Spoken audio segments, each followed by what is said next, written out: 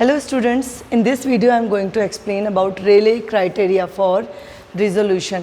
रेले ने 3 criterias define किए या एक्सप्लेन किए ऑप्टिकल इंस्ट्रूमेंट के रिजॉल्विंग पावर एंड रेजोल्यूशन की लिमिट को डिसाइड करने के लिए, क्योंकि जब भी ऑप्टिकल इंस्ट्रूमेंट के सामने बहुत ही क्लोज इमेजेस आ जाती हैं तो उनको सेपरेट करके देख पाना बहुत ज़्यादा पॉसिबल नहीं होता, ख़ास तौर पर अगर हम optical instrument like diffraction grating या फिर इंटरफेरेंस डिवाइसेस के लिए यूज़ होने वाले ऑप्टिकल सोर्सेज की बात करें। जैसे कि इंटरफेरेंस में भी हमें मोनोक्रोमेटिक सोर्स रिक्वायरमेंट होती है और डिफ्रैक्शन में अगर ज़्यादा सोर्सेज होंगे तो डिफ्रैक्शन पैटर्न अलग अलग बनेंगे, क्योंकि डिफ्रैक्शन एंगल डिफरेंट होगा। अब दोनों डिफ्रैक्शन पैटर्न को अलग से देख पाने के लिए ज़रूरी ये है कि हमें रिजोल्यूशन का क्राइटेरिया पता होना चाहिए। तो यहाँ पर 3 क्राइटेरियाज आपको बोर्ड पर दिखाई दे रहे हैं।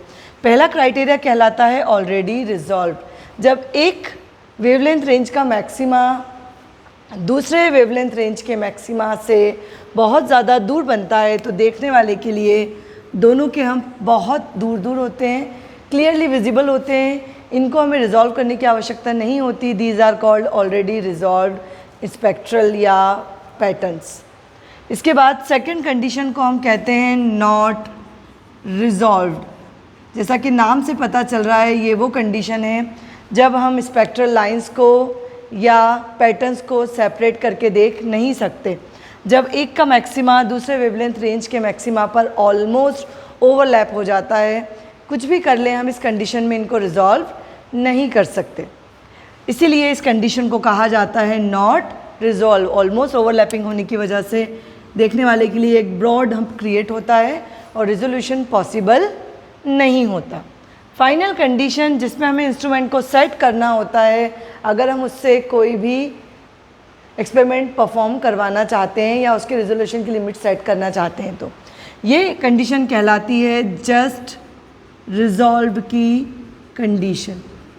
जस्ट रिजॉल्व की कंडीशन तब प्रोड्यूस होती है जब एक कंडीशन यानी कि एक वेवलेंथ रेंज का मैक्सिमा दूसरे वेवलेंथ रेंज के मिनिमा पर फॉल होता है, जैसा यहाँ आपको दिखाई दे रहा है। लैम्डा वेवलेंथ का जो मैक्सिमा है उस पर lambda plus D lambda wavelength line का मिनिमा फॉल हो रहा है।